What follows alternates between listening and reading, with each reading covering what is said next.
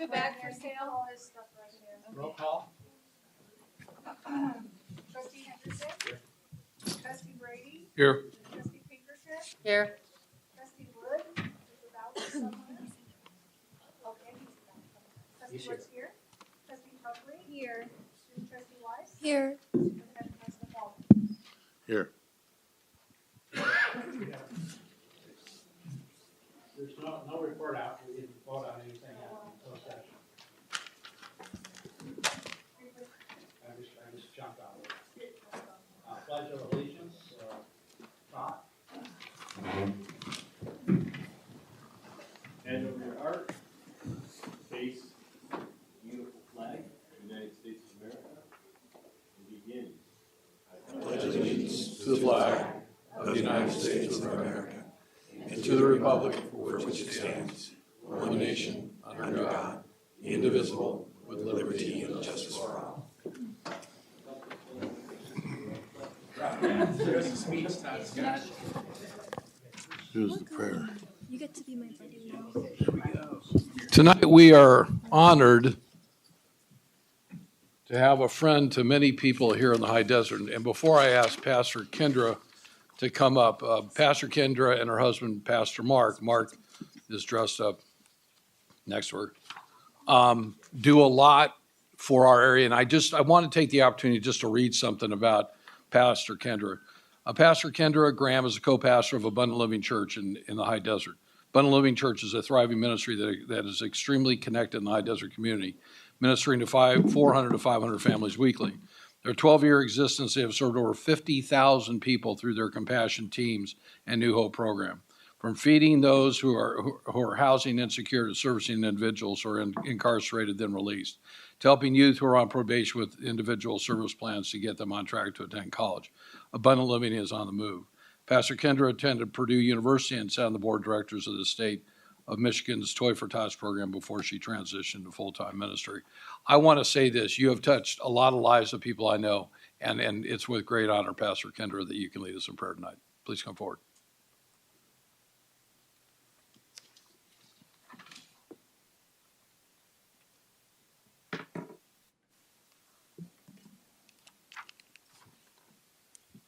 I would like to thank you for this opportunity to do the invocation this evening. Let us pray. Dear Heavenly Father, I would like to thank you for the Board of Victor Valley College for their support of the High Desert community and beyond. I pray for your blessing and guidance in their leadership roles for the college, the students, and the community as a whole. Now, Lord, I pray for the wisdom and the knowledge of every board member. You have entrusted them as stewards of this college and the students that are enrolled here. Guide their hearts as they make decisions that are not easy but necessary. As I close, I pray for the following. First of all, the ability for Victor Valley College to create, maintain, and grow jobs that continue to be valued in our community. Secondly, the students' academic achievement and civic engagement. And last but not least, the safety for all students and the staff on this campus on a daily basis. In Jesus' name we pray. Amen. Amen. Thank you very much. Thank you. Be safe. Dennis. You're taking a nomination for president. No, Dennis. Rotation of office, So election of board president. you're just asking for a nomination for board president. Okay, nomination for board president. There's nothing. Nothing to vote on. It was just out of order. I know, it's been a minute since you've been in the driver's seat. Nomination, second. I'll nominate Joseph W. Brady. I second. Any discussion? All in favor? Student trustee? Yes. That was smart. That was quick. I have a few questions for him first. Yeah. I have a few About questions. Be careful. We have some elected officials from the county here tonight. I don't want them to think anything bad of us. Hand him the gavel. Very kind. Oh, we're Well, he doing, hasn't been elected yet. are you sure? Didn't you? Yeah. Did everybody Oh, yeah. say yes? It's on the thingamabob. Oh, on here. So I would like my close friend, and I call him my sixth brother. Oh, I got to vote for myself? Wow, that's pretty cool. That means use of the jet, right? I'd like my brother John Pinkerton to come forward and lead us in our, in my somewhat custom, do you have it? Yeah. Oh, you do? Cool. What's it? He knows by heart. I've got to go. He memorized it. He just has to do 2 words at a time. You think he's gonna be a good fighter?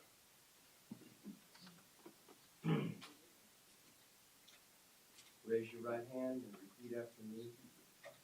You The have, only time I get to tell Joseph Brady what to do.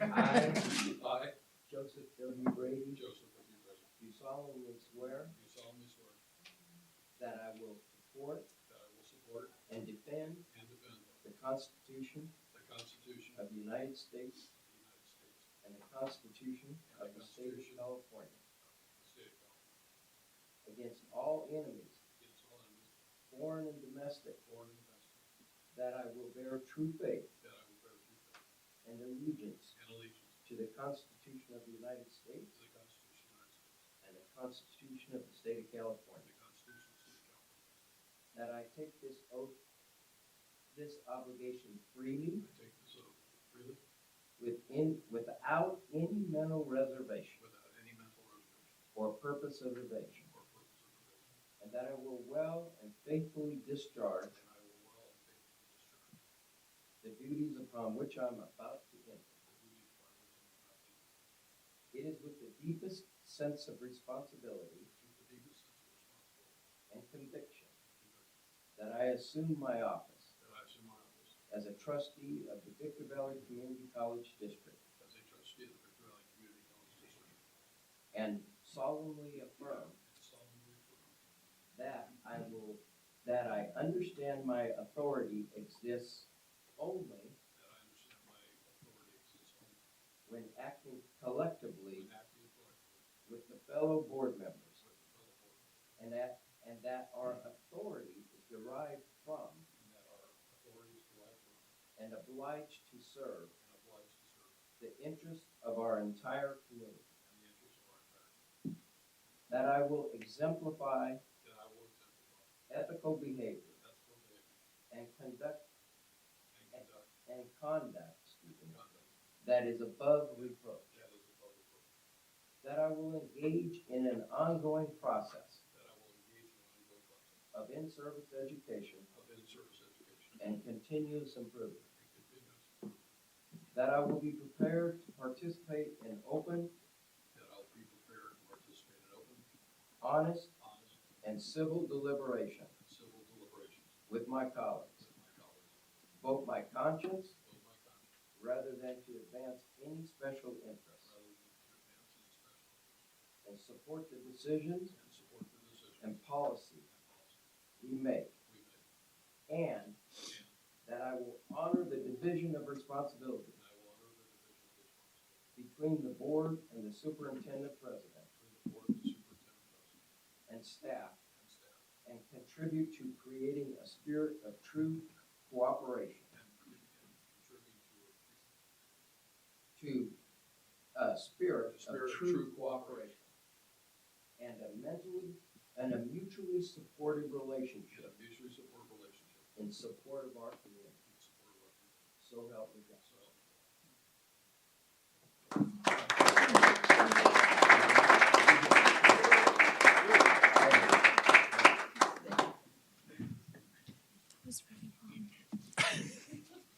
That was the short one. I thought it was more pages. I'll say this really quickly, because this is the 4th time I've done it, but that's the 3rd time I've used that. I picked that up from a trustee at Santa Rosa Community College at a conference where they're talking about, we all walk up and just take an oath, and this oath was all about students and the community college. So I adopted it personally, and I'm proud of it, and I'm glad that John was here tonight to administrate it, so, yeah.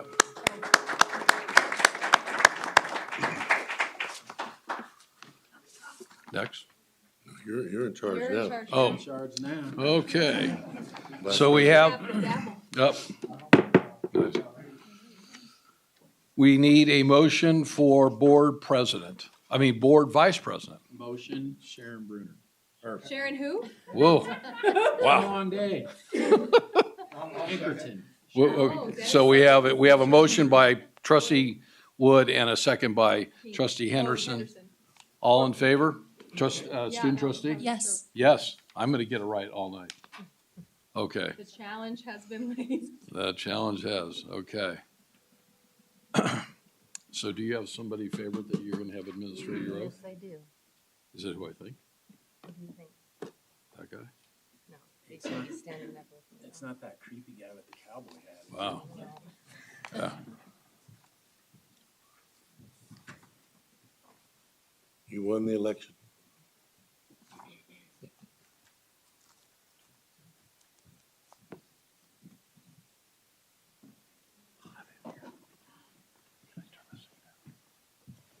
Please raise your right hand and repeat after me.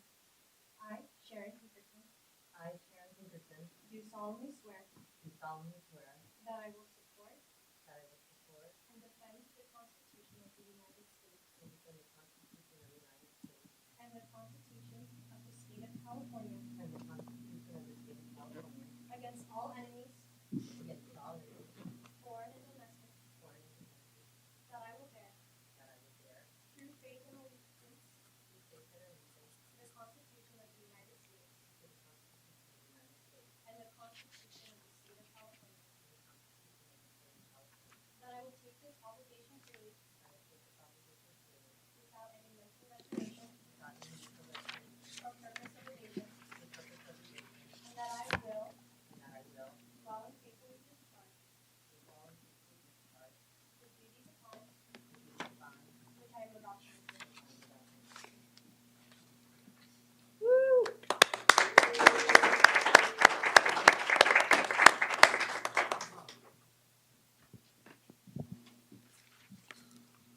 Congratulations, trustee Pinkerton. Our last officer is, I need a motion for the board clerk. I move for Brandon Wood. second. We have a motion by trustee Tarpley and a second by trustee Pinkerton. Mr. Wood, do you have a favorite person? No? Oh, good, okay. Voting for you. Oh, for the position? Yeah, no, go on Oh, out. I and- thought I was voting. No, actually, my daughter's here to do it. That's, Everybody We vote. didn't vote yet. I That- thought you were gonna let me nominate somebody. oh, I'm sorry, student trustee. Yes. I- Man, you jinxed yourself, Joe. No, I was voting for the student trustee Did to you be the click, clerk. did you clicky click? I was so excited for Brandon that I forgot to ask her to vote, so. You can come forward now.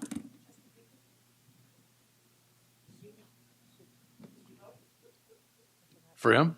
Yeah, he gave me $20. Click it or ticket. I did. I already clicked. Robert Sewell said, give me 100. Want to do a bid tonight? Okay,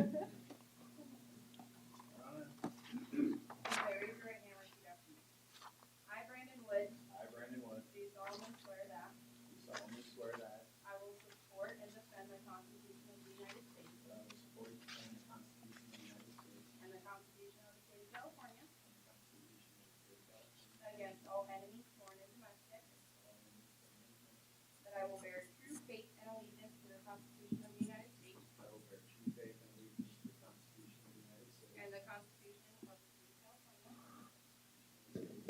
that I take this obligation freely without any mental reservation this obligation freely without any mental reservation or purpose of evasion, or purpose of evasion, and that I will well and faithfully discharge the duties and I will well and faithfully discharge the duties upon which I am about to enter.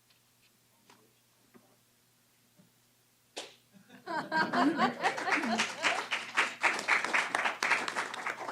That's tradition. Okay, now we get down to the business. This is really an honor. For those that had been here in the past when I served in this great position, I like to shake up the meetings, and what we did in my first term was we allotted 10 minutes at the beginning of each meeting to allow one of our highly elected officials from federal, state, county, and then city to come in and talk to the board, our students, our constituents, our faculty about what they're doing. This person I've known since long before I think she became a supervisor, and I think is one of the best supervisors and greatest supervisors that we've ever had. Her name is Dawn Rowe. So I want to read just a little bit. And Dawn, your staff, Evelyn is, I think she works at like 2 o'clock in the morning because I get up really early and all that. So a Southern California native, San Bernardino County 3rd District Supervisor Dawn Rowe was appointed to the Board of Supervisors in December 2018. In March of 2020, Dawn was reelected by her 3rd District constituents and began her first 4-year term on the Board of Supervisors in December 2020. In January 23, she was unanimously selected by her colleagues to serve as the chair of the board for a 2-year term. As county supervisor, Dawn is focused on making San Bernardino a business-friendly environment, improving infrastructure, strengthening public safety.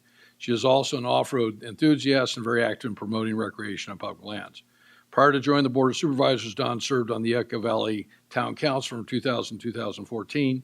Dawn is a proud mother of 2 children, Blake, a graduate of Seton Hall University, and Caitlin, who recently graduated from the University of Southern California. With that, when you come on up, I want to say the question came up today on how much of our district does Mrs. Rowe service. So our district is just a tad over 2,000 and like 5 square miles. The district itself in San Bernardino County is like 1,999.8 square miles. We have a little sliver up in LA County. But with the help of Evelyn and just a blink of you represent 44% of our district and 839 square miles. So Dawn, come on up, and I'm glad you're here, and I'm honored that we were able to get you first. Thank you very much. It's an honor to be here and address you all, as well as those in the audience.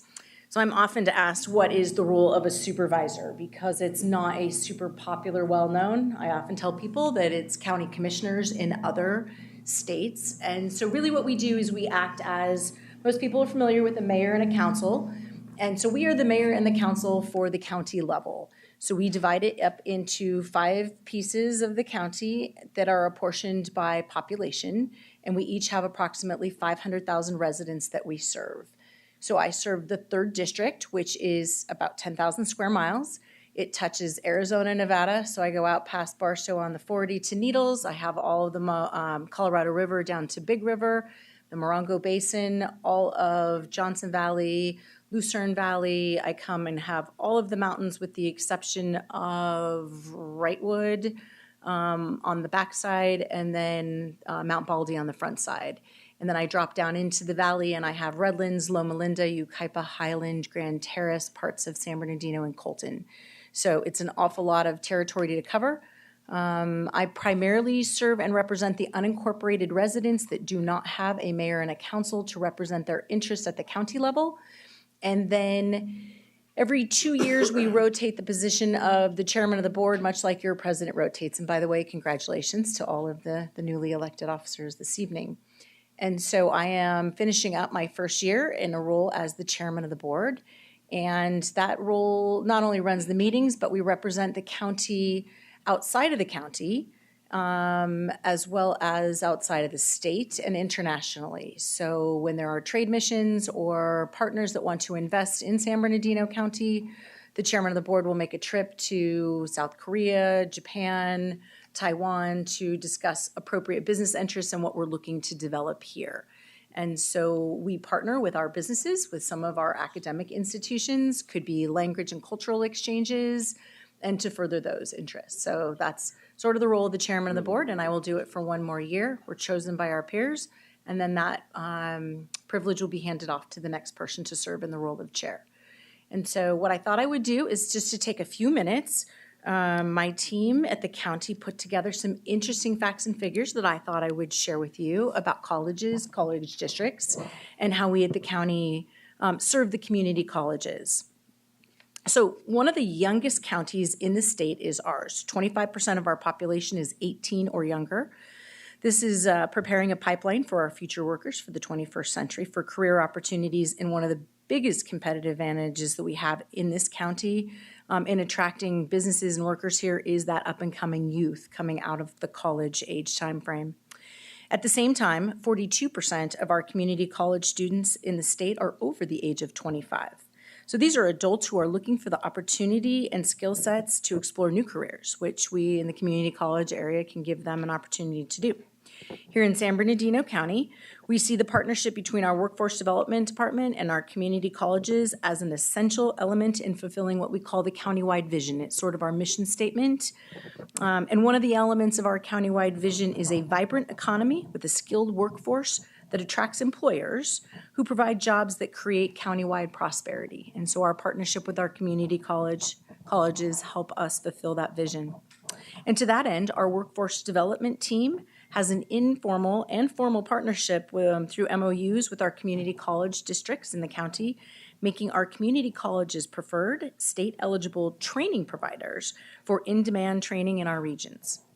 And with our partners in a community college, we host lots of career fairs. That's something that I'm working on. I'm also hosting expungement fairs. At the same time, we're hosting community fairs. We have a lot of low-level offenders that don't know how to get their records expunged. And our public defender comes out with a mobile assessor, a mobile public defender unit. So we get their records expunged, and at the same time, they go into the career fairs. And that's open to all residents, but anybody who might be in a community college setting is eligible for that as well. We have partnered with Riverside County to create a regional equity and recovery partnership, which provides grant funding to support training opportunities at our community colleges. Victor Valley College is one of our major partners in helping companies meet their workforce needs and propelling the economy of the region and moving forward, as you all know. The High Desert Training Center is helping the entry-level workforce with the skills that they need to begin their careers while also helping upskill workers who are already employed in perhaps manufacturing or different industries around the High Desert region. And through our regional equity and recovery partnership, we are able to support some of the great programs that Victor Valley Colleges has, including VVC's truck driver training course, the EMT and paramedic training course, and the construction paid work experience. So some of our other great community partnerships across the county include the Chaffey College InTech Center. If you have never been there, it is a fantastic thing to see in Fontana. It provides training and retraining in industrial, electrical, mechanical, and welding industries. The Uniquely Abled Academy in San Bernardino Valley College, which provides CNC machine operator training for neurodiverse populations. Launch Apprenticeship, which is a partnership with the Foundations for the California Community Colleges collaboration to increase apprenticeships and pre-apprenticeships opportunities in this region. And Priority Sector Partnerships to increase regional in-demand training programs. And we also offer, which my kids took advantage of, a dual enrollment for K-12 programs in our community colleges. So these efforts are critical to our workforce development mission in transforming lives and businesses here in this region. Workforce Development, that department in the county, operates 3 America Job Centers that are uniquely positioned to support the changing workforce needs in the regions that they serve, and that includes the High Desert here in Victorville. Workforce also has a business resource team dedicated to the High Desert that provides customized recruitment, access to screened applicants, customized training and including on-the-job training, business tax credits, and access to a free human resource hotline. So a lot of our businesses are taking advantage of that service. And the High Desert Center serves hundreds of businesses and thousands of job seekers every year. They also come at a time when San Bernardino County and the Inland Empire has emerged as one of California's most dynamic population and business centers. The IE is now the 12th largest metropolitan area in the United States, bigger than San Francisco, San Diego, Denver, and Seattle. According to SCAG, our 2 counties will grow population-wise more than 20% over the next 25 years. So we were the first in all of Southern California counties to reclaim jobs lost after the pandemic. And today our total labor pool is more than 1 million, and our unemployment rate is 5%, which is near historic lows. So our total labor force within the Victor Valley College Community, VVC's district, as of October 2023 was on 128,900. And so it is truly an honor to be able to represent your interests, to help your students, whether they are coming right out of high school or whether they are the older students that are coming back and looking to get a new or different skill set and an education, to partner with them through the various things that we offer at the county, and in particular, workforce development. And so we do an awful lot at the county. We have things available to our employers to help train and retrain. And it is a privilege to serve all of you and those that you serve, whether it's in my particular district or county-wide that includes all of your area that you serve. So happy to answer any questions if you have them at all at this time. Thanks for being here. Anybody in the audience have a question? Wow, easy crowd. You did a good job. Well, a lot of information. And anytime that you have employers or students that are looking, I mean, we at the county have so many unique things that we do. We have our own county hospital. We have public works. So if you have students that are interested in certain skill sets or trades, we can try to get them plugged into departments for future employment, and even just a shadow for a day or a week or a winter break to see if it's something that you might want to do or not do. So please take me up on the offer to get your students connected with opportunities for their future. So thank you very much for tonight. Don, I want to say this. I think the county's selection of Luther Snokes was tremendous. You call down there, you don't see the same kind of fog when you get up on that fifth floor. So he's really brought some clarity, and I really appreciate it. No, thank you. He's our new CEO. Great guy. Yeah, we have over 22,000 employees at the county, so it's an enormous employer and machine. So anyway, thank you all for the Thanks. opportunity to speak tonight. Drive safe. Thank you very much. Never mind. Do we have any public comments related to non-agendized items? No. So that was my first boo-boo of the night. Now we're going to talk about Board of Trustee goals, and we're going to lead off with Trustee Tarpley, who's going to report tonight. So my goal is, I don't like it. My goal is goal number 2. And I'm very excited to tell you about you crowd me, man. Yeah. About a new expansion to the Caring Campus program. So, to recap some of the history of this program, the Caring Campus initiative was introduced to Victor Valley College in spring of 2019. RAM coaching for faculty was introduced, and they implemented their behavior commitments, and a group of 12 classified professionals were brought together to adopt their behavior commitments. In spring of 2023, 3 classified professionals were invited to attend a classified Caring Campus leadership training with IEBC to network and develop new plans on how classified professionals would institutionalize Caring Campus here at VVC. In the fall of 2023, the team of 3 grew to 6, and they shared a vision of participatory governance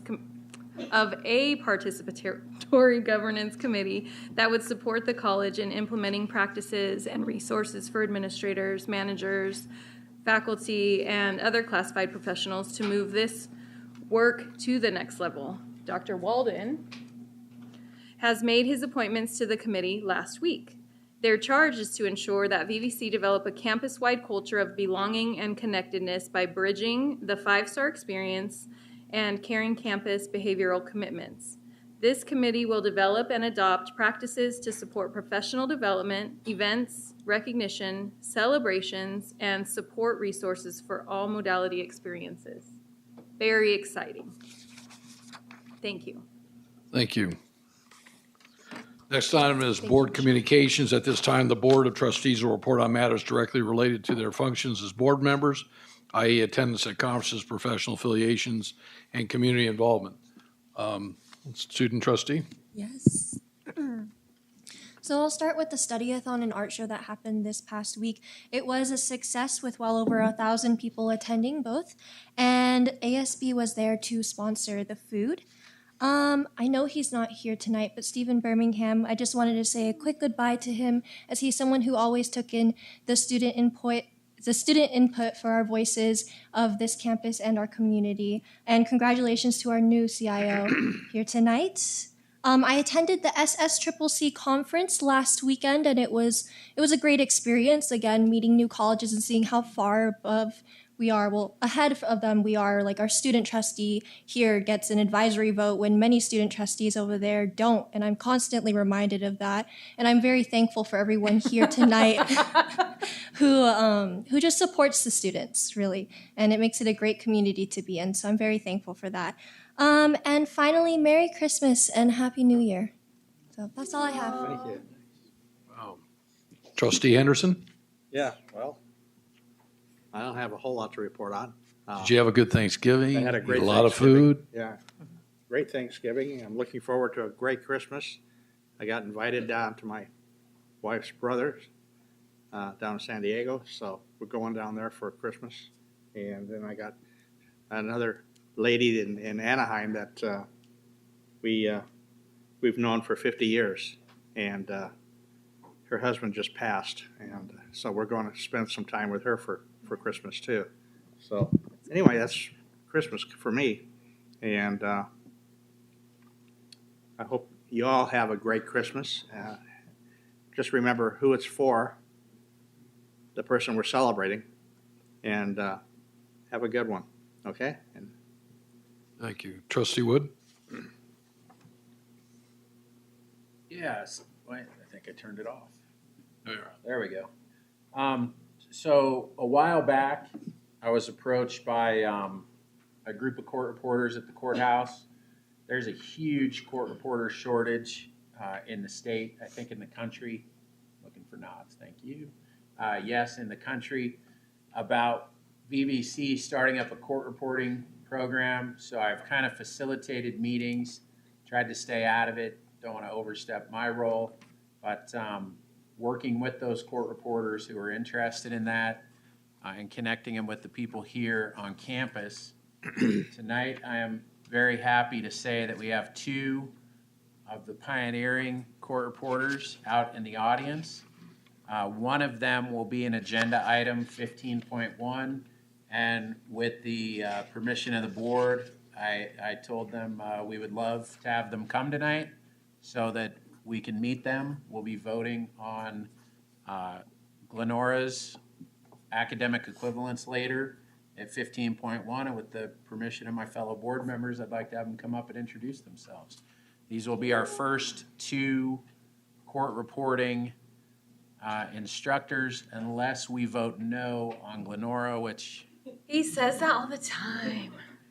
Is that okay? Everybody okay? Absolutely. Come on up. Let me just say this, for some of us that need to go to court just over business matters, hopefully this is the only time I'll see you, okay? Thank you. We don't want to be on a first-name basis. Thank you. My name is Glenora, and I have applied for the court reporting faculty position. I've been a reporter, I'll be 30 years in January, and all of that here in Victorville at the Superior Court. So we're very excited to get this started because we are in a shortage. We have let reporters go. We don't have reporters in civil anymore. The next step is family law if we can't get enough reporters. And it's not just a statewide, it's national. California is one of the worst states, but up north we have a lot of counties that are smaller counties, and they're losing reporters and they can't find anybody to cover. So it's a huge hardship for our community. So we would love to get this started and help our community and get, this started for our community and get more people involved and introduce them to the wonderful world of steno. So I'll let you introduce you. My name's Tracy Nessel, and I have also been at the Victorville Superior Court my whole career. It's been 20 years, 22 years actually. And I've also applied for the part-time faculty position to get it started, and so we're excited to get it going for you guys, or to help get it going, and she basically said everything. And we are in desperate need of court reporters. I think it'll be a good program here. We already have a lot of people asking about it and inquiring about it, so it's already a good start. That's all I have. Any comments? And I'll say, I'll just chip in, they're being humble. When they talk about a shortage, the Victorville Courthouse has many courtrooms for anybody who hasn't been there. And there are days, literally, normally court reporters are assigned to a courtroom because they have a lot of equipment. They have all their gear, their steno machine, computer, and they're plugged in. They're wired up to the judge so the judge can see the running transcript and on and on. We've had days in the Victorville courthouse where one of the two of them or their colleagues are in their courtroom, they're working, and there's a shortage, and there'll be judges, attorneys, court staff sitting in another courtroom with no court reporter, and we're just waiting. And so when they finish a full day's work in their own courtroom, they jump up, pack up all their stuff, which takes like a wagon to come down the hallway with, and they come into another courtroom set up, and they do another entire day's work in a second courtroom that's not their courtroom. That is unfortunately becoming more and more common. So this is a job. I tease them as well because the court reporters tend to have the nicest cars in the parking lot at the courthouse. It is a good career job. You can buy a house, support a family, right? Like, Yes. pays well. Yes. It's a great career job. And so I'm happy that we're getting this off the ground, and I'm happy that we have two court reporters that I've known for 20 years. These two have listened to me talk for 20 years. Y'all think you have it bad? I love them. I love you. I see these two Bless you. 5 days a week. Why don't we just make you honorary Right. professors Plus here? hours. You don't have to even apply. For as miserable as everybody is in this room dealing with me once a month, these two get me 5 days a week. So I've had 20 years with them. Like going to a comedy show, right? When you started with Adam, we're like, yes, that's Brandon. How many Right. times do you have to bleep out words? That's what I want to know. I want to know the real truth. Typical. So I'm very happy that the two of you are going to be where we start, because we're starting with two of the very best. Oh, that's And I know our students are in good hands with the two of you. And Monica, Glenora already took Friday off to go do all of her paperwork, so maybe you can kind of squeeze her in on Friday. Because my appointment's already Friday. We have to go together.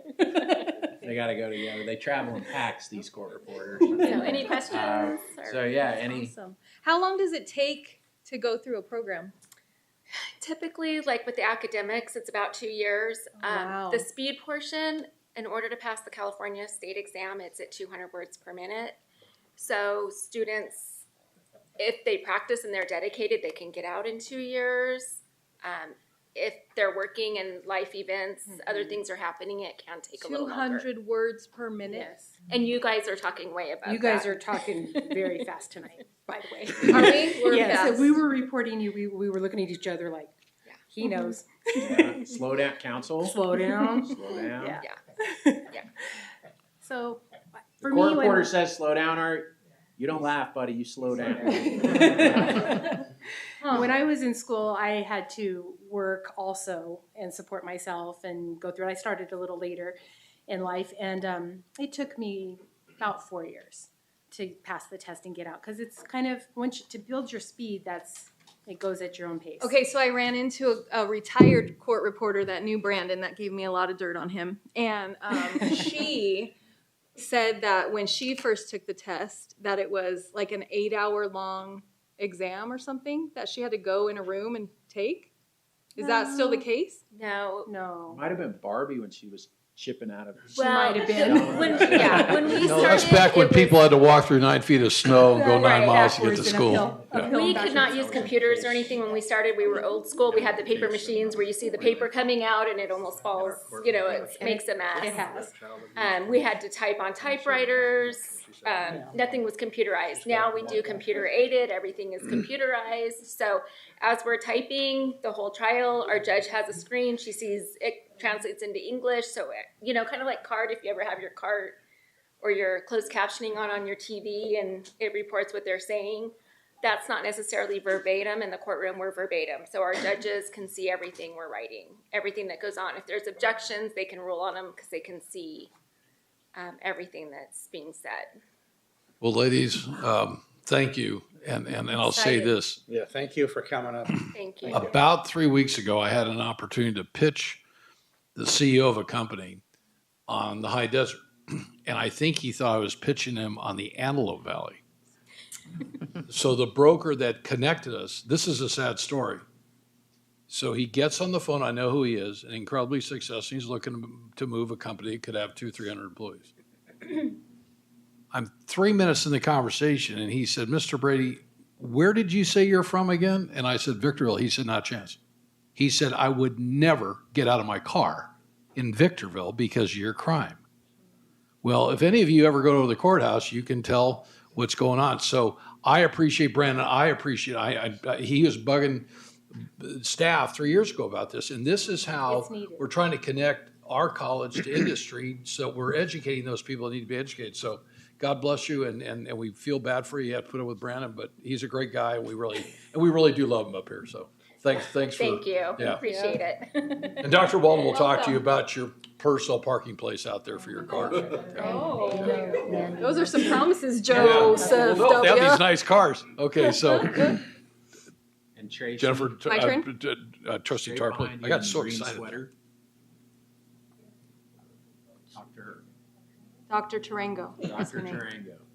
Yeah. Mackenzie. Okay. Trustee Tarpley?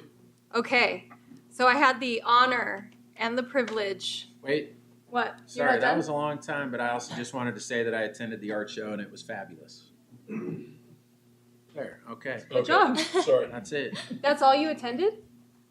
Which room? I don't know. What else did I do? Did I do You something? also went to the Intergalactic Disco. Oh, yes, yeah. Oh, my God. Intergalactic Disco. I Yeah. did attend the VVC holiday Christmas party, party. and the holiday party was wonderful. We got to so dance well with attended, the raffle Transformers. tickets sold out. The which tickets?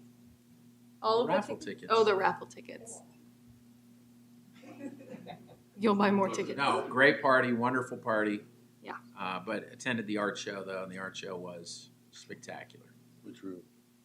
I did go in room 3. Dan wants to harangue me about room 3. I did also go in room 3. I don't get it. I went in all the rooms. I know what he's talking about. Okay. All the rooms. I went in them all. Thank you, ladies.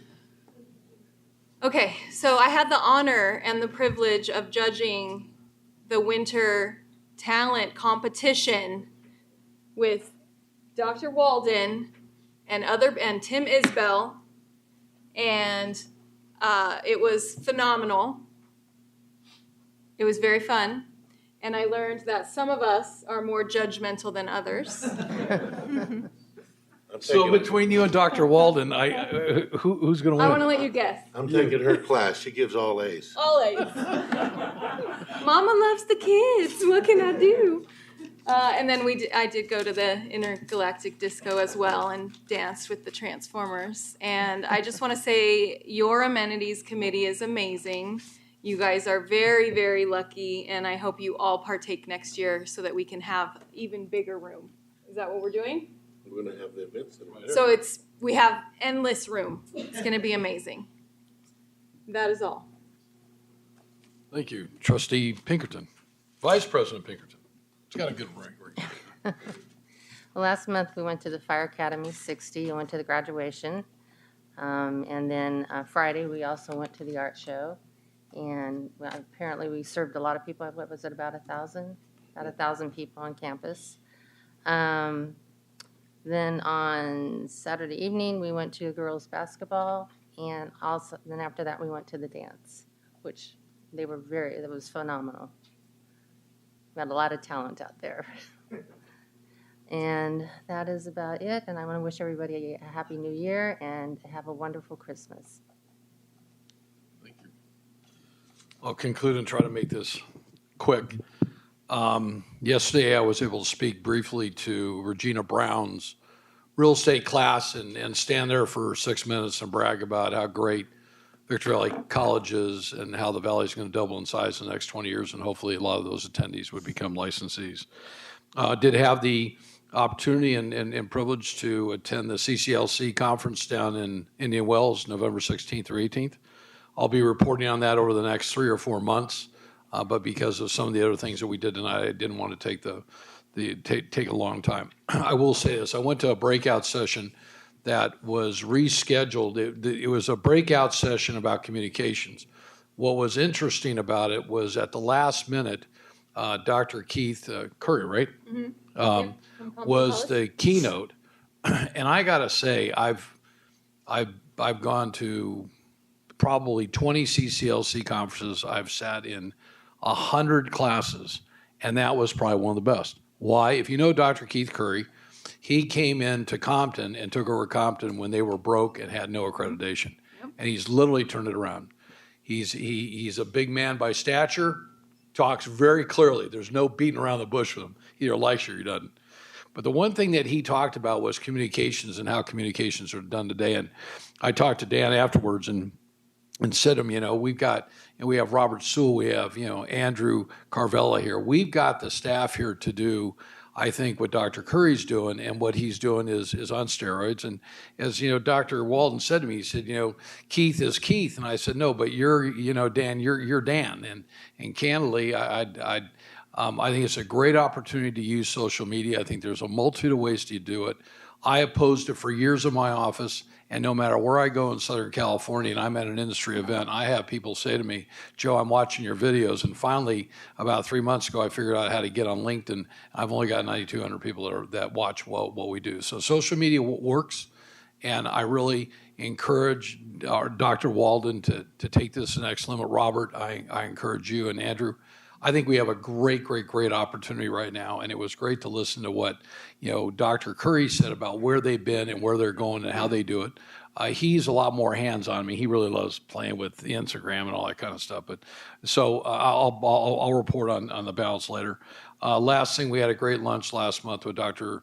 Tarango, Dr. Scott, and Dr. Walden to talk about our next year of industry lunches, and I'm really excited, and I appreciate the help. And with that, we will move on to the next item. President Superintendent's report. Yep. ASB goals, you going to report out? Okay. Yes, I do have a report out. I'll keep it short tonight. But we're halfway through the year, and one of our goals is to help charter more clubs. To give you an idea of where we're at, we have 17 clubs currently chartered. At the end of last school year, we ended with 14 chartered clubs. So halfway through this year, and we're already above what we ended with last year. And that is all I have. Thank you, guys. That's great. All right, thank you. We have no facilities update tonight, but I'm ready for Kirsten. Oh, yeah. Kirsten. Not yet, Jay. Hold on. He was getting up.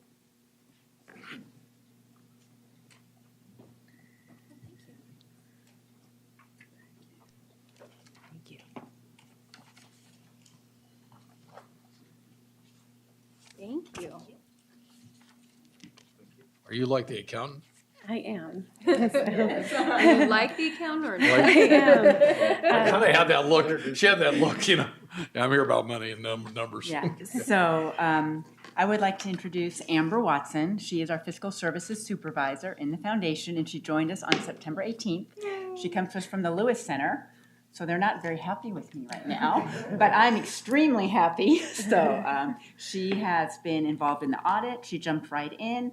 And that's not an easy task to come in and jump midstream. No, it's September, midstream into an audit, put it together, and graciously volunteered to report out on our audit tonight. So Amber, take it away. Okay. Good evening, Board of Trustees, Dr. Walden, and Student Trustee Jennifer Weiss. I'm Amber Watson, the Fiscal Services Supervisor for the Victor Valley College Foundation. I'm going to be presenting to you the slides that were prepared by our auditor, Smith Marion. Next slide, please. Okay. Smith Marion is the auditor for the VVC Foundation, specializing in nonprofit and 990 tax preparation. The team of Kendra, Gabby, and Carlos presented to our Foundation Audit and Finance Committee on November 2nd. This team has been auditing our financials for over 10 years now. Next slide. Here we have our assets. As you can see, our cash and cash equivalents of $768,000, our investments of $3.8 million, pledges and grants receivable at $16,000, accrued interest and receivables at $870, and property and equipment at $478,000. These are our liabilities, just what we had on the books that were not paid as of 6/30. Here are our net assets. Our unrestricted funds of $2.4 million, our restricted funds of $764,000, and then our perpetual in nature of $1.9 million. And the perpetual in nature is our different endowments and things.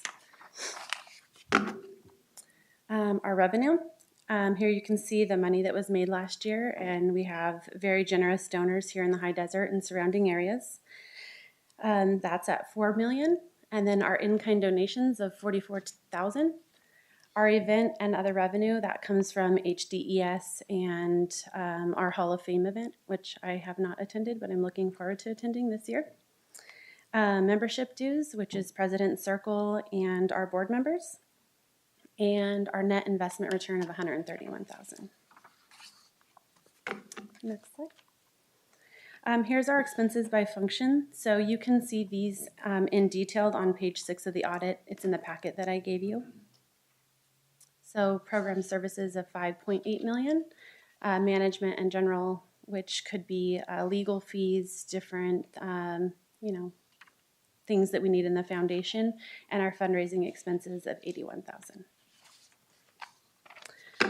Our major expenses, $2.9 million of grants awarded to our students.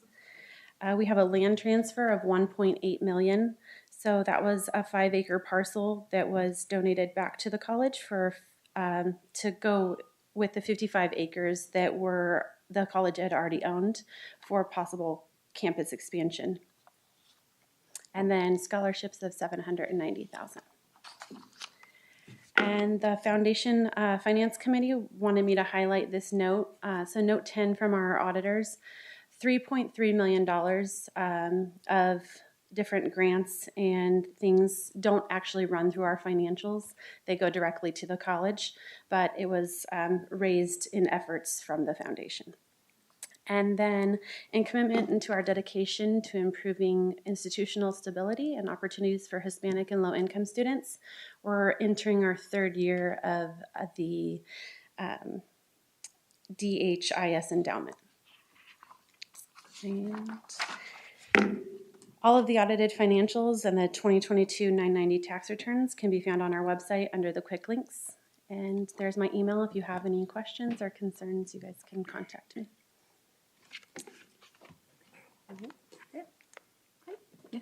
Quick question. It stood out on the balance sheet. What's the Joseph Campbell Scholarship, $600 liability? That's just the snapshot of what still needed to be paid out.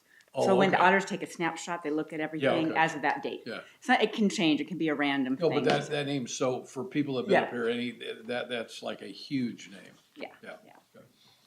Okay. And then I would like to add one item of business. So the auxiliary status of the foundation allows for 2 members of the Board of Trustees to be non-voting, have a non-voting position on our foundation board. So we currently meet 6 times a year at noon. We have the meetings either on Zoom or in person. You can attend either way. And we meet in the following months of February, April, June, August, September, and 11. But I have an easy way to remember it. I say 2, 4, 6, 8, 9, 11. So it's an easy way to remember that. And then once I know, once it's been determined who wants to participate, I will add your names to the email distribution list and invite you. So that is for you all to decide. What months? 2, 4, 6, 8, 9, 11. Okay. Right? You're never going to forget it. The closest I ever got was when I was at seminary. I learned the Greek alphabet to the tune of the Itsy Bitsy Spider. I would like to hear it. I need a motion. Second. And then can I just say to the amenities committee, what a fantastic job. Events are hard, right? The devil is in the details. It's a lot. It was so much fun. So thank you. So what you're asking is, are there any volunteers from the board Are there volunteers from the board? Yes, you must to decide. sit on the foundation board? Yeah. I'll do it. There's one. So is it a certain day? Is it the certain Friday or? It's a Wednesday. Okay. Is Wednesday at noon. it a second Wednesday? The second Wednesday. They're Second both. Wednesday, okay. Both, yes. They're Yeah, they're hybrid at the moment. Yes. Okay, terrific. There you go. Okay, we'll be sure to add you to the list, and you'll see the invitations coming from Amber. She handles the calendar. Nice. Yeah, all right, thank you. Thank you. Okay, so I was hoping that Jay, not Jay, I I was hoping that Stephen Birmingham would be here tonight so we could sort of say bye to him, but he got out of Dodge. So he's gone. But we have a brand-new Chief Information Officer that we're very excited about. And Jay, before you go into your report, tell them a little bit about yourself so they can kind of know where you came from and what you've done, just in like a couple of minutes worth. And then he's going to give the annual IT update, which actually Stephen put together.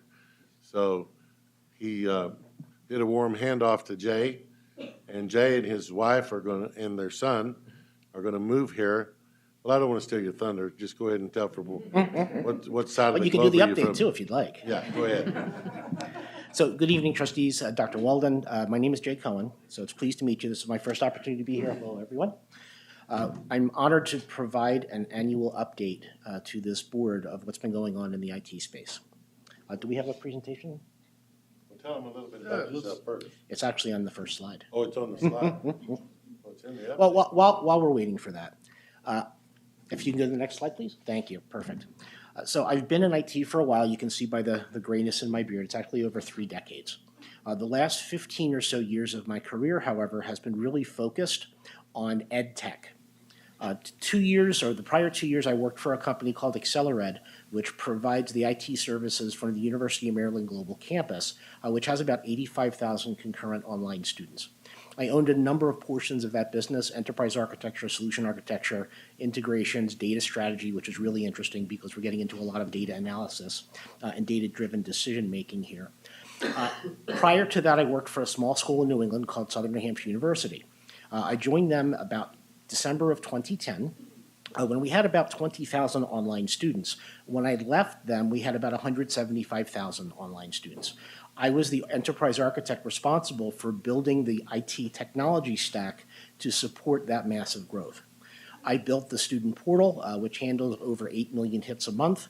I built probably the largest enterprise service bus, which is real-time data transfer between the core systems for SNHU, which handles over 10 million messages a month and transfers all of that data in real time from system to system.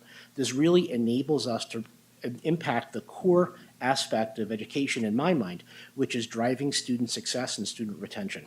Imagine a world that we can build where as soon as something happens in the student's life cycle, the counselor is notified immediately and is able to reach out to the student and positively impact that experience. This is something that we'd like to try to drive toward as we build and modernize the technology stack at Victor Valley College. Next slide. To clue you in a little bit as to how my mind works, I believe all of IT is really driven by strategy at the top.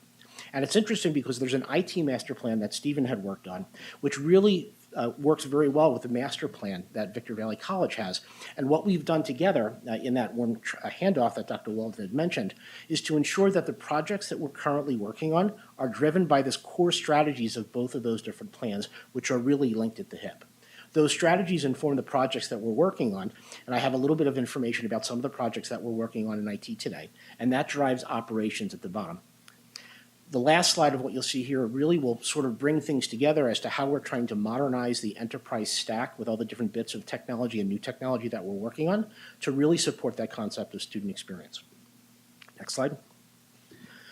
You may be familiar with the IT master plan. It really focuses in on the areas like equity and access to technology, using technical tech to support guided pathways, et cetera. There are a number of projects that we're currently working on or have recently completed to support many of these different goals. One of the important ones in my mind especially is a project that we've identified as Project 152, and this supports the equity and access to technology. We are in progress right now of working on implementing a way for students' preferred name and gender identity to be transferred between all the different systems, to properly be able to identify and to really address the students correctly. In the information security and data assurance, we are partnered with an outsourcing provider to help manage our uninterruptible power supplies, the batteries that run the systems, just in case something bad were to happen, the systems would continue to run. When I look at security, when I look at cybersecurity, something that's always in the back of my mind is continued business operations. So expect to focus in on that as well in the coming year to really ensure that our systems are able to support the students no matter what happens externally. Go to the next slide. Some other projects that we've been working on, and what we've done here is really try to give you a description of the actual project and how that aligns to the different goals that have been put into place. We're working on a mobile app that has, actually this mobile app has been completed. On the next slide, we're working on a different one. We've implemented a chatbot. A chatbot is interesting in technology because if you link that in with some technology on the back end, you can continue making that chatbot more and more intelligent and really offer a world-class student experience because most of the answers that they have questions for can be answered at any time of day by an automated system. Now, that will never completely replace human interaction, but it will certainly help replace some of the mundane questions and allow us to provide information 24/7 by 365. You know, we've migrated off the web advisor system to self-service, which is really modernizing technology to a better, more modern, more responsive, more adaptive method of allowing students to self-serve themselves. Next project, or next slide, please. Some of the current projects that we're working on right now.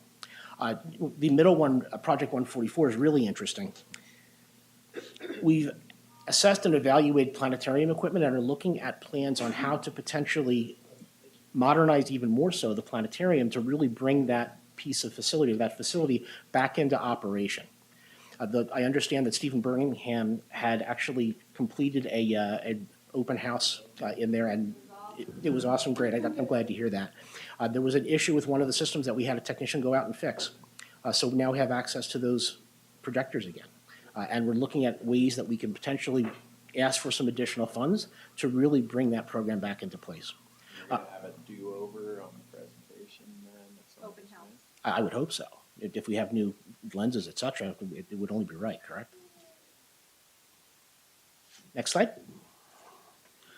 Just to give you an idea as to what the ITS group is working on as of today, and these numbers are accurate as of today. It's a staff of 21 and a half at the moment, and we have 32 projects actively in discussion, meaning we're talking about should we not do this.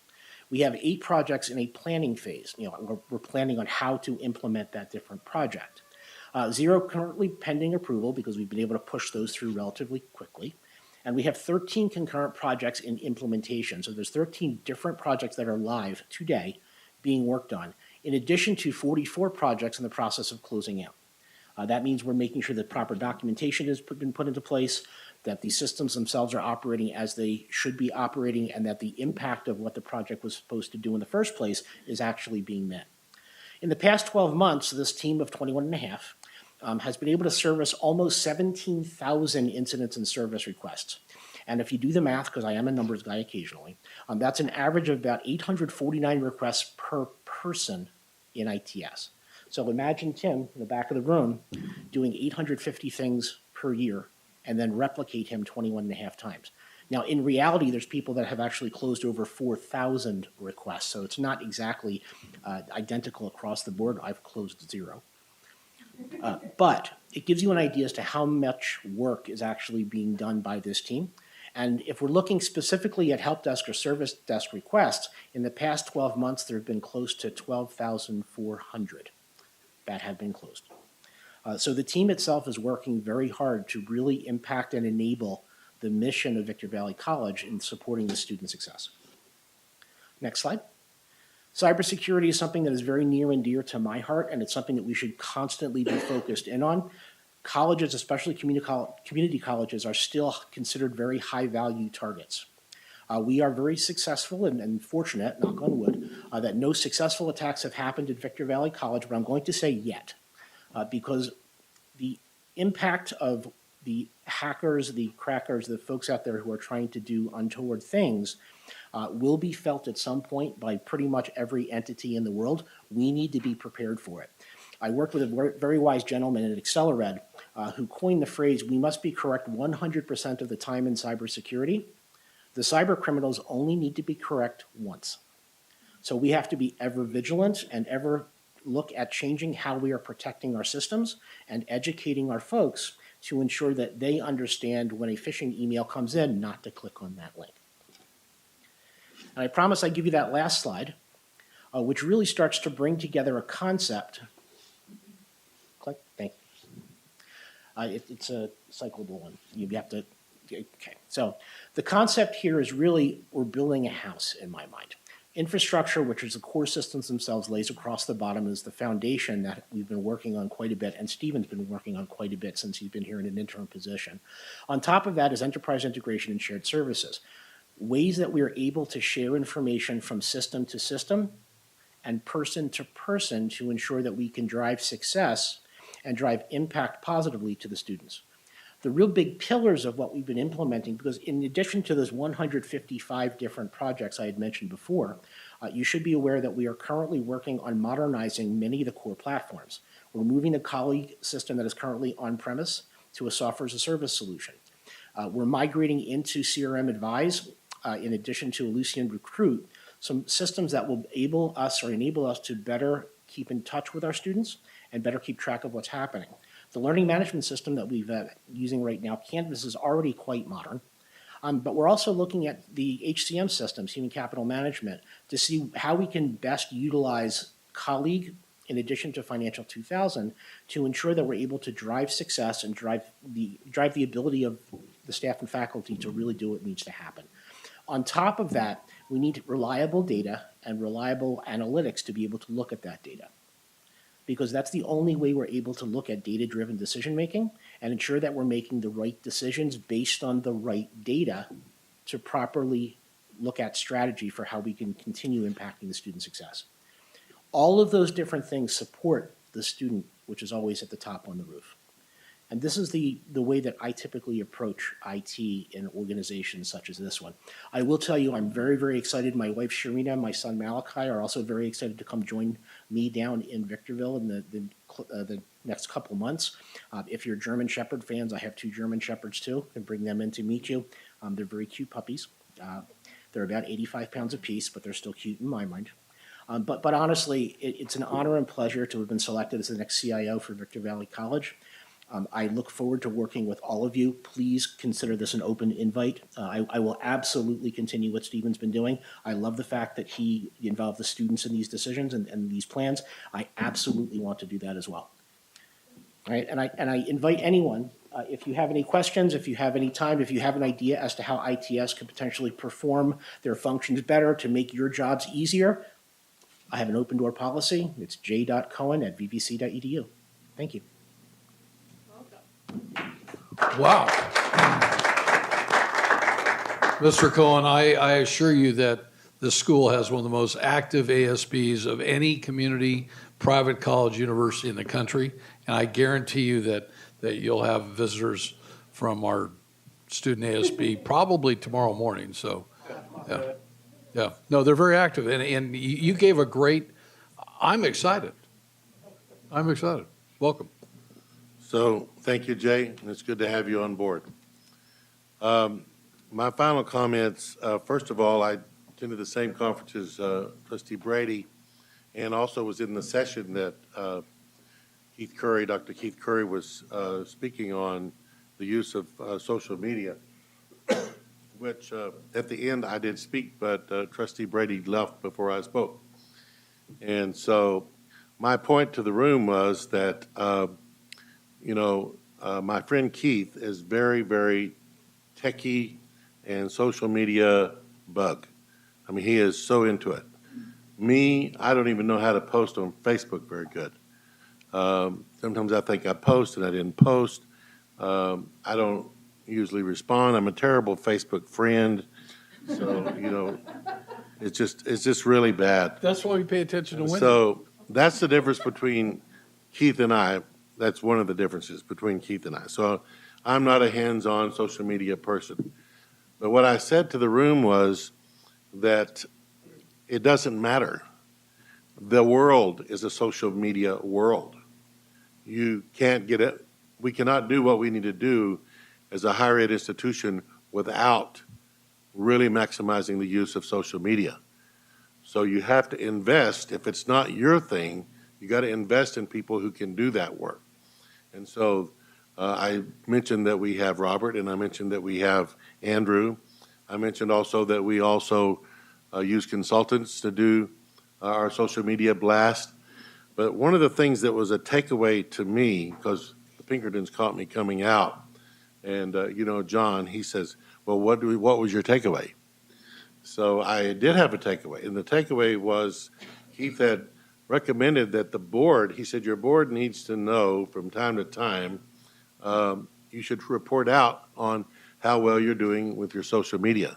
So I came back and I met with Robert and Andrew, and I said, so we're going to start this in January, and we're going to do it, what do we say, quarterly or quarterly?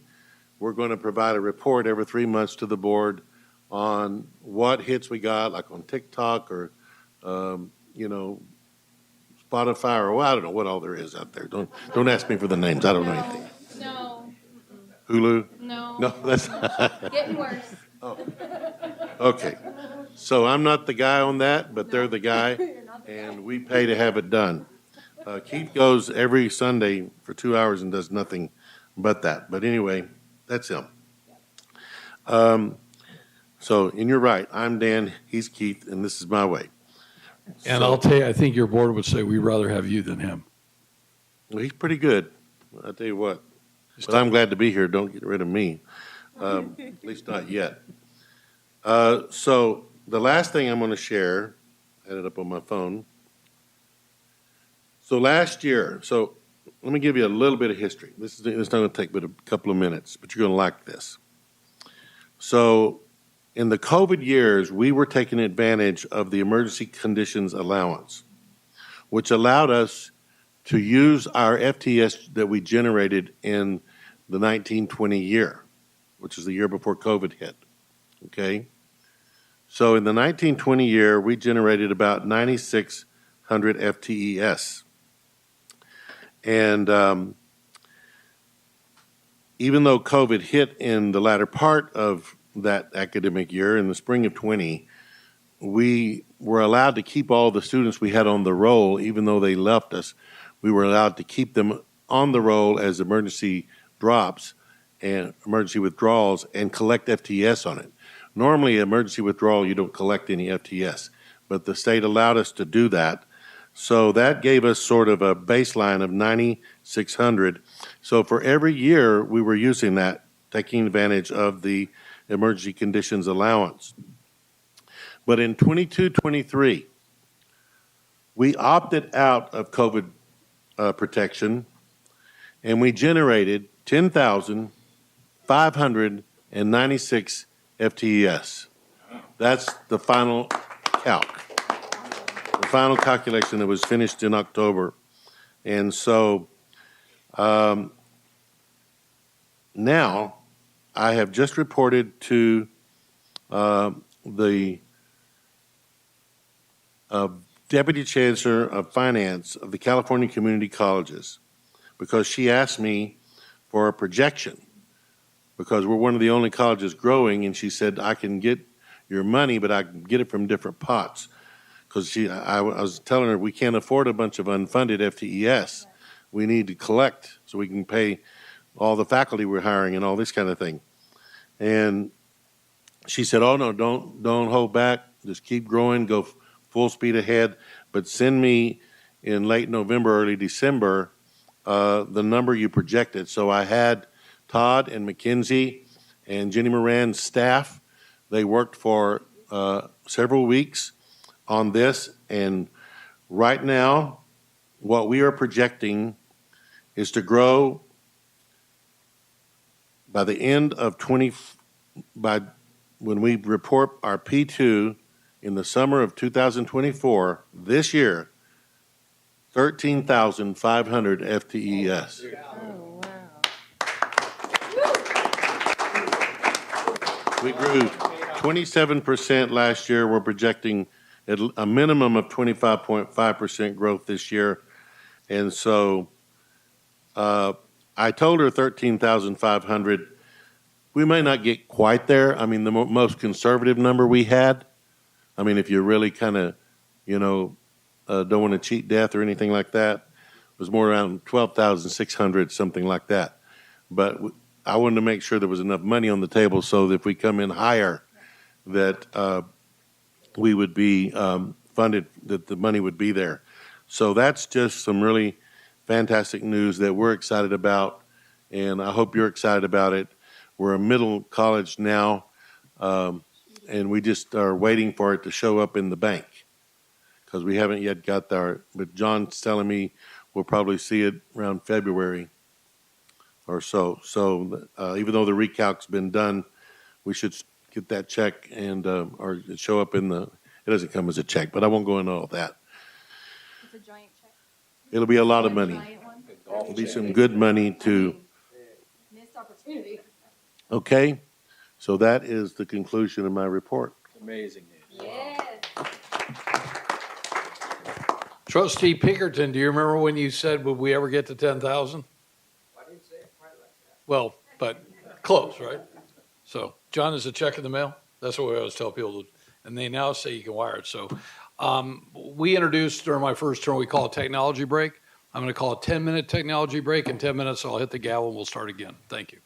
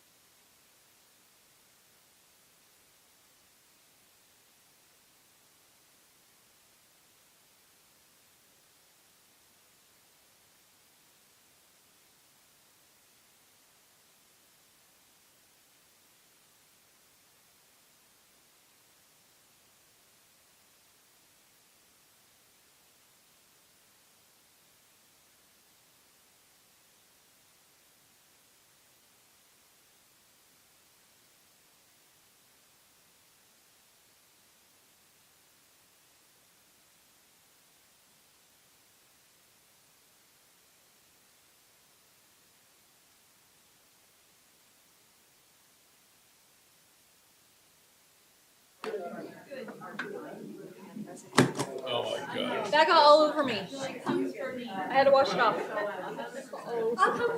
We're going to start the 3-minute report. Hold on.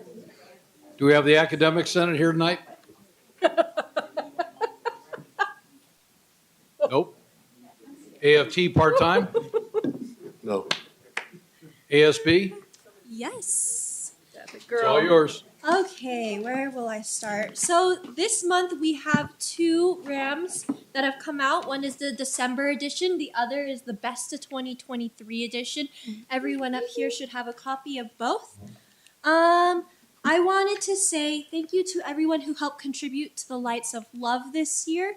There is still time to contribute if you haven't done so already. Trustee Brady. If the concierge had went and bought gifts I on just your... gave my $250 yesterday. Yesterday? Yeah, that's all you're going to get. Okay, good. A little late, but still grateful nonetheless. We have 20 organizations this year we're giving to. I appreciate it. Good. That will be this Friday. The talent show went really well. We did have a full house. Thank you to judges Dr. Walden, Trustee Tarpley, VVC alum Chelsea Franco, Tim Isbell, and my Vice President Amber Herrera. And thank you to Senator Karuga, who's right there in the back, who went ahead and did all the work for that. And sang a song. Yes, and there was a 3-way first place prize winners. 3 people who got first place. I love everybody. Yes. Thank you. Other than that, good luck to finals for students. Have a wonderful Christmas and New Year and enjoy your break. Thank you. Thank you. CSEA? Yes. She's here. Before I start, I want to also say the Amenities Committee did a really good job, so I want to thank them as well. Good evening, Dr. Walden and Board of Trustees. On Friday, December 1st, the Regional Public Safety Center was placed on a lockdown due to an anonymous caller reporting a threat made towards a classified professional and a faculty member involving a student. After investigating, campus police determined there was no valid threat at that time. Without going into specific details regarding the threat, the staff was still concerned for their safety during the remaining days of the semester. CSEA received additional information that also gave us reasons to be concerned about the safety of our staff, so we requested an officer be placed at the safety center for the specific evening class until the end of the semester. While officially it may have been determined it wasn't a valid threat, thankfully, the district took the concerns of the staff into consideration and granted that request. But the problem is, during the initial lockdown, due to the distance from main campus to the safety center, it took campus police approximately 45 minutes to get there. Apple Valley Police never showed up because they didn't have the resources due to their own emergency going on. What if it had been a valid threat? We need more campus police. We need somebody that's assigned to the safety center. It's too far away in the event of an emergency for somebody to get there. In order to have the officer out there during the time the classes this week, they had to take one from main campus. So when there's normally 2, now there's 1. We need more campus police. That's one problem. We have been doing a lot of hiring recently, but there are critical areas that need more. Campus police is just one of them. We need more custodians. When I started working here in 2006, we had 14 full-time custodians working at night, but we didn't have an ATC, a one-stop, or a regional public safety center. Currently, I think we have 8 at night, 2 in the daytime, and 2 more in the hiring process, but that's still only 12 with a lot more buildings to clean. We need more IT staff. As you saw the numbers of what they're producing, those 12,000 help desk requests go to 2 people. So you can imagine how overworked and stressed they get. So we need them. We have a few positions in the process of hiring for IT also, but we have less IT staff than we had in 2017. But we definitely have more buildings, more students, and more staff, which means we have a lot more computers to keep up and running. These areas keep the campus safe, clean, and running smoothly for the rest of us. While it's great we are filling the immediate vacancies, we also need to hire for the growth that we have along the way. Thank you. Wish you all a Merry Christmas, and I'm going home. Thank you. Happy holidays. Merry Christmas. CTA? Management. Yeah, we do have a band. Anybody? Yeah. Oh, good. Melissa.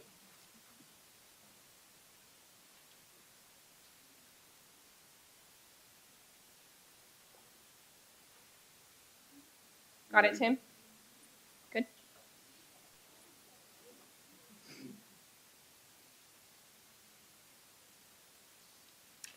All right. Good evening, Board of Trustees, Student Trustee Weiss, Dr. Walden. My name is Alyssa Sandello, and I'm presenting on behalf of the management team, reporting out on the 4 new engagement centers that opened this fall in Building 21, the Advanced Technology Center. Starting off with the Business Law and Academic Resources Student Engagement Center, led by Pablo Ariza. This center hosted 900 student visits. Various workshops, study groups, and student-led gatherings created a dynamic space. Survey responses from the Career Speaker Series showed 100% of attendees feel more motivated to complete their college education. The space is truly student-centric, evident through the formation of student-led clubs like the Rams Real Estate Club and the upcoming Latinx E-Club. Next, the Humanities, Arts, and Social Sciences Center, led by Felicia Kari, recorded over 750 student visits. The center has become a hub for student activities with music club and chess checkers clubs, organizing weekly meetings, movie nights, and game nights. Collaborations with faculty, including Professor Justin Mott, strengthened connections beyond the classroom. Professor Mott's impactful workshops led to an expanded schedule, showcasing the center's responsiveness to student needs. The Public Safety and Industrial Technology Center, led by Lilia Aguirre, facilitated 500 student visits, playing a pivotal role in supporting career technical education programs both on and off campus. Proactive outreach via phone and email made it a hub for career speakers, engaging activities, and resources. Workshops on college navigation, understanding educational plans, and registration prepared students for success. Lastly, the Science, Technology, Engineering, and Math Student Engagement Center, led by myself, achieved over 1,150 student visits, solidifying its status as a central support hub for STEM health science students. Strategic partnerships with counseling and instructional faculty heightened awareness of research and internship opportunities.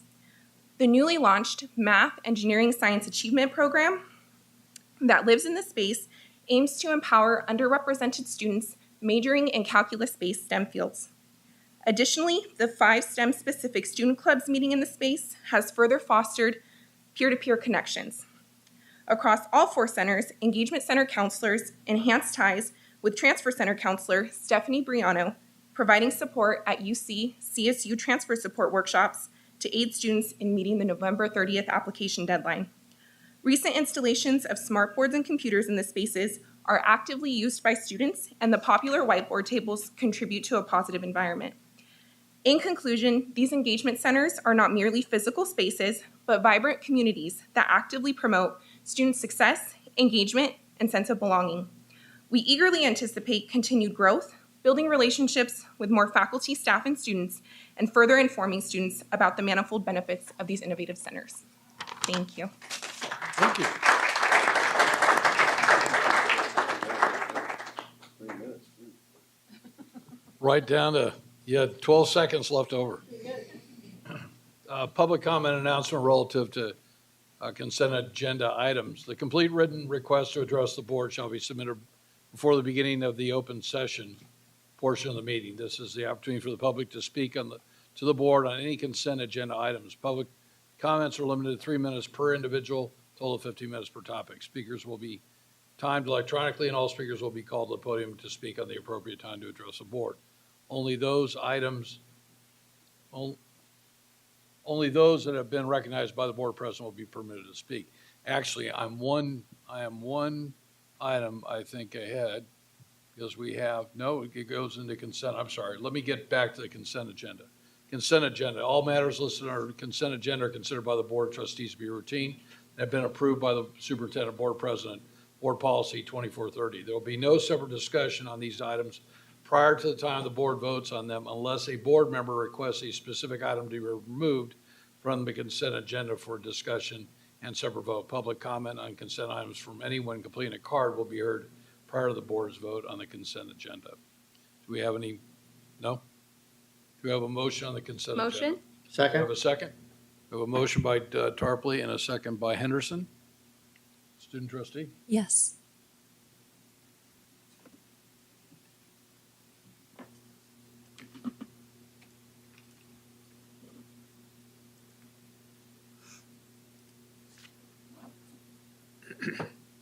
Ten point three, approval of minutes November 14, 2023. Do we have a motion? No? Just, This okay. is Oh, I'm consent. sorry. I went through.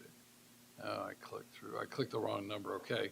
Action agenda. The complete written request to address the board shall be submitted at the beginning of the open session portion of the meeting. Individuals who want to comment on action items may do so after being recognized by the board president before board discussion of a particular item. During the meeting, comments are limited to 3 minutes per individual and a total of 50 minutes per topic. Speakers will be timed electronically, and all speakers will be called upon at the appropriate time to speak. Only those who have been recognized by the board president will be permitted to speak under board policy 2350. Do we have any? Nope. Item 12.1, separate approval of items pulled, none. 12.2, the annual 2024 CCT board nominations. Motion? Second?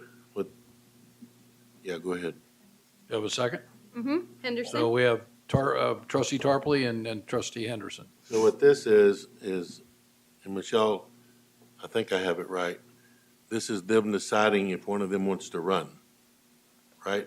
For the CCT. And if they do, if one of you want to run, you need to submit the proper paperwork by January 1, 2024. Then later in the spring, you'll be asked to actually vote, and you know you do that every year. So if nobody wants to run, then you can close this item out and go forward. If somebody wants to run, in fact, you could have 2 or 3 of you run if you want to. You just have to get elected. Not it. Trustee Henderson, you want to run? No. Okay. I think it would be a great idea if I someone did ran. this 20 years ago. I think it'd be a great idea, and I think we'd be honored if trustee, our vice president, Sharon Pinkerton ran. But let me tell you this, the last time she did, I don't think that she got the support that she needed from this board. It takes, the state will give you a list of all the trustees, they'll give you all their emails. You can mail, I mean, there's a way to do this, but it really does take, it does take some work. And so I would just say that if we nominate somebody and we support them, let's all get behind them to be sure they win. So, do we have a motion? We do, so we Okay. just need to know if anybody wants to. I'm out. Okay, so you're out. Trustee Henderson's Henderson's out. I'm out. Trustee Wood, you're in? What are you doing, Wood? You're out? I'm out. What are they supposed to do, vote no? No, wait. You have a nomination. We're just making a motion and nominate somebody. Trustee Pinkerton, are you interested? Not this time. Not at this time, so we're all a no, so it's a We're all no. motion to Okay, just so move on. that's real easy. Student trustee? Wait, Oh. so now I need a motion, the board determined not to send any Motion. names forward. Second? We have a So, motion by trustee same Tarpley and a second by trustee Henderson. Student trustee? Yeah. I All in favor? guess. Yeah. I was gonna try to get you It's used a lot to of travel. the company jet. It's a lot of trouble. Well, then I might agree. Oh, wait a minute. Did you hear that? What? I told her I was gonna try to get her used to the company jet. She said in that case, It has no wings or an engine, any of that. but it'll be there So someday. it has Okay. wings. Yep. Not that fly. Okay, so we have, under items 12.3, 12.4, and 12.5, we have a second read approval of board policy 3255, which is marketing brand standards and printed publications. We have board policy 5130, which is financial aid, and we have board policy 5410, associated student elections. Do I have a motion to consolidate Motion. those three Yeah. as a second reading? Sure. Do I have a second? Second. I have a motion by Henderson and a second by Tarpley. Any discussion? Advisory for all three and then verbally. Yeah, Sure. okay. Student, Yes. all in favor, say aye. Aye. Aye. Any opposed?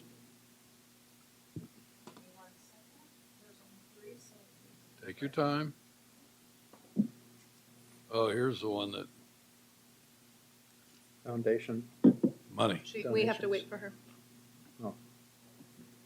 No? What? We have to wait for Miss Michelle. Okay. Sure. Okay. Okay. You're so good. 13.1, foundation donations. Do I have a motion? Motion. Second. Second. Any discussion? $422,000. Who was? Congratulations. Actually, let's be sure that we get it correct. 422,668.07. So congratulations, Kirsten. Student trustee? Yes. Good answer. Yeah.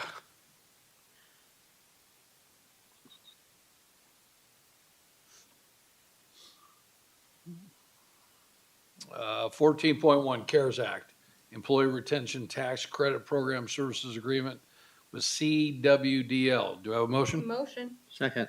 I have a motion by trustee Tarpley, a second by trustee Henderson. Any discussion? Student trustee? Yes.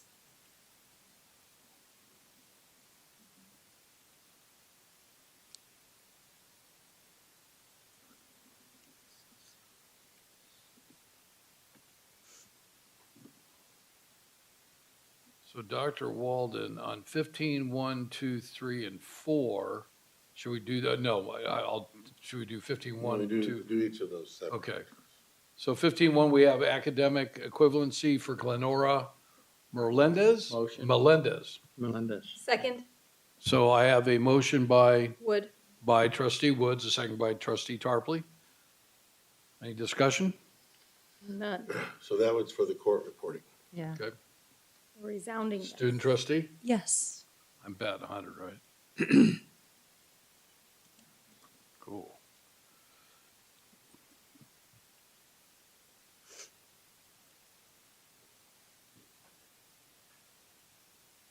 There you go. 15.2 academic equivalency for Misty Morehouse. Do I have a motion? Second. So I have a motion by trustee Tarpley and a second by trustee Pinkerton. So this is for a new non-credit program instructor, emergency telecommunications. Awesome. I believe is that the 911? 911. Good. That's scary now. I would Any not want that. discussion? They put you on hold. That's why we need more of them. Oh, Oh, yeah. student trustee, yeah. Yeah. Yeah. Everybody vote? Okay. Yeah. I will tell you, if you've had to call 911 in the last year, it's scary. It's scary, yeah. It's beyond scary. So we're training more of them. Yeah. Okay, 15.3 academic equivalency Raymond Velasquez. Velasquez. Motion. Second. We have a motion by trustee Tarpley, a second by trustee Henderson. Any discussion? Dr. This is for a commercial driver's license, This is great, truck driving. great. Any discussion? No? Student trustee? Yes. Great.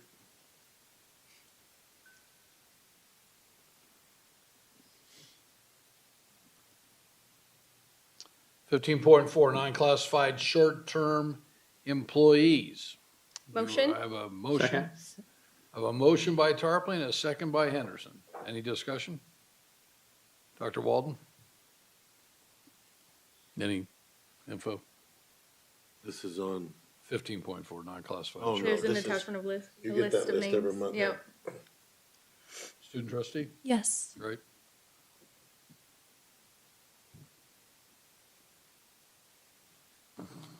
$16.1 curriculum changes. Do I have a motion? Trustee Brady, we're waiting on a couple more. Oh, Thank you. you used to be waiting on Motion. me. Second. so this Do I have is, have a motion by trustee Tarpley, second by trustee Pinkerton. Dr. Walden? so this is several new courses. I know we have, the pharmacology, most of them are pharmacology, right? Todd? Right? Pharmacology. And what else do we have in there? The new courses. There was a whole bunch of new courses. Phlebotomy. EMT. Anyway, this is exciting. Student trustee? Yes.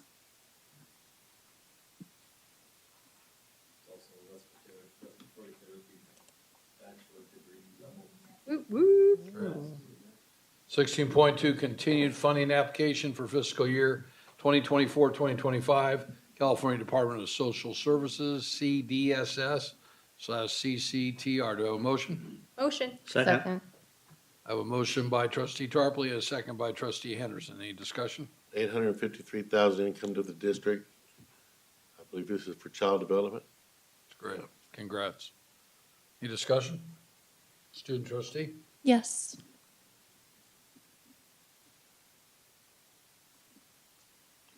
Sixteen point three, contract ed at the FCC Victorville Solar and Recycling Programs for year 2023-2024. Do I have a motion? Motion. Second. Trustee, I think I'm just gonna have a stamp here that just says trustee it. Tarpley, trustee. Let's make it efficient, y'all. You'll get a year without Joe, right? We have trustee Tarpley and trustee Henderson with second. Any discussion? Dr. Walden, Teaching solar. how much? You're teaching solar and. $252,210. It's income to the district, so we get the money and then we pay it out because it's contract ed. Well, I should go to Vegas with all the money you're It's bringing. not a straight run through.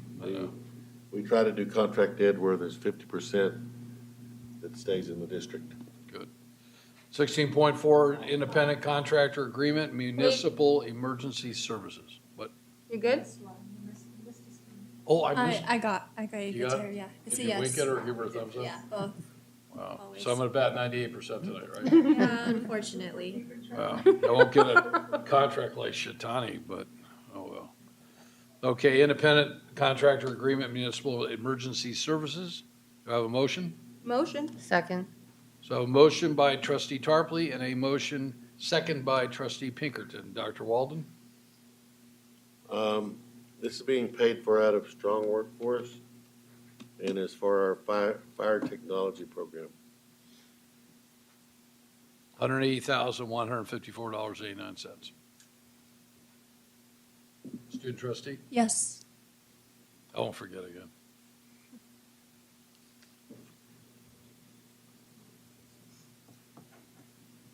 $18.1 quarterly financial status report. So all the whole section 18 is all for information and discussion.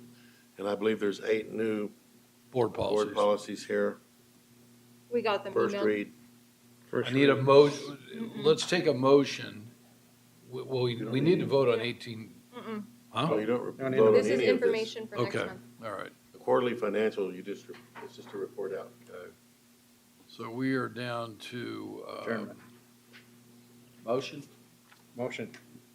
Adjournment. Let me say this before, what I'd like to do, and it came about today, in an email I saw, if Dr. Walden, you can add a place on here for trustees to request something to be put on the next agenda. There's nowhere on here unless you're in that open discussion on where you've been. For instance, we got an email tonight from a board member at Spring Valley Lake that would like to have us bring up a topic at the next board meeting, and one of our board members professionally responded and just said we would, put it on So the next. typically you would do that when you do your part at the very beginning. Okay. You can say, I'm requesting for such Okay. and such an item to That's be on fine. the board. I did respond to Brandon about what I thought was a better idea with that, but What's that? I could go either way on it. You I think the know, you person- only responded to me, right? Yeah. You didn't respond to him. No, because I didn't know your feedback. Oh, I said yeah, It no, doesn't I matter to think- me I think either that's way, a- but I think the person wants to partner with Victor Valley College, so the best thing he could do, what I recommended to Brandon is that he tell him to let us know and that he would be willing to come to meet with Todd and I is where I thought we'd start. And Todd and I can hear his ideas about how he wants to partner, because I don't know what that is. And then I can know where to take it from there. Well, that makes more But sense. I don't think him coming to the board, you guys don't get involved in that. Right. This is very operational, so. What I didn't You say, can come, and just talk if he wants. I have lunch this Friday with the general manager at Springvale Lake, so I'll suggest that that board member talk to Alfred, and then they obviously contact the college. So. But if a board member wants I asked Jeff about this, so I said, how does a board member add something to the agenda? And he said, they bring it up when they report out and see if two other board members would agree with them that they want it on the agenda. The other way is the board president and the college president, the two of us, agree to put something on the agenda. So you can let us know, or you can bring it up when you're doing your report out at the very beginning, that you would like something, and see if you have two colleagues that want it on there. So those were the two things that Jeff advised me on. You know how much I love Jeff, but I believe, Dr. Walden, that all the trustees are voted equally. They're all voted into office, and if one wants to put something on the agenda, I think that they should have the ability. When I first came here, and Trustee Henderson and I, we kind of met, we didn't meet very well because of that. And I believe that as an elected official, that if I want to put something on the agenda, I go to the board and say I want to put it on the agenda. If it's a stupid item, it'll get voted down, but I think that everybody needs to be heard. So I would just assume whatever the item that a board member would like to put on, just ask, we'll put it on, and go from there. So That's just my thought. The last district, the way they ran it, a board member requested it, and then it was a consultation with the board president and the CEO of the district, whether to add it to the agenda or not. But I think, if I remember right, pretty much when a board member wanted something on, they usually agreed to put it on. So. I think that we're running so well that, no matter what somebody wants to put on, I think they have the right to do it. We seem to have pretty free political speech in our world today. I can't see why we should stop it here, so. With that, we have a motion to adjourn. We have a second? Second. All in favor? Motion. Henderson and Pink. I motion for adjournment. Motion would, and then, Well, we're all in agreement. yeah. Thanks, everybody. Be Have a safe. good night. Merry Christmas. Merry Christmas. Merry Christmas. Happy New